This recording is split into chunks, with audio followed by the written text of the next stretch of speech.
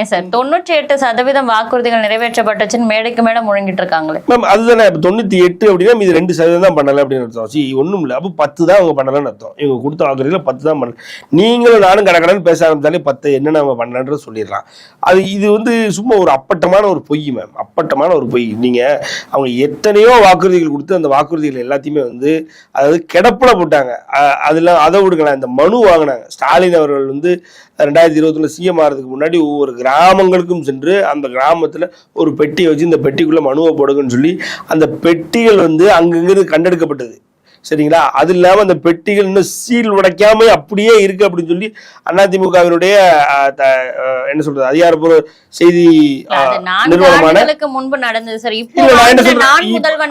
வைகை ஆற்றில ஆமா இப்போ உங்களுடன் சாலையிலே பாத்தீங்க அப்படின்னா சிவகங்கை மாவட்டத்துல அங்க உள்ள வைகை ஆற்றினுடைய கரையிலிருந்து எடுக்கப்பட்டு அந்த மனுக்களுக்கு மதிப்பே கொடுக்கலன்றது ப்ரூவ் பண்ணாங்க. ஸோ அதனால வாக்குறுதிகள் நம்ம கொடுக்கலாம், மனுக்களை வாங்கலாம், ஆனா செய்யணுமே. செயல்திறன் உள்ள முதல்வரா. அதனாலதான் எடப்பாடி அவர்கள் சொல்றாரு பொம்மை முதல்வர்னு.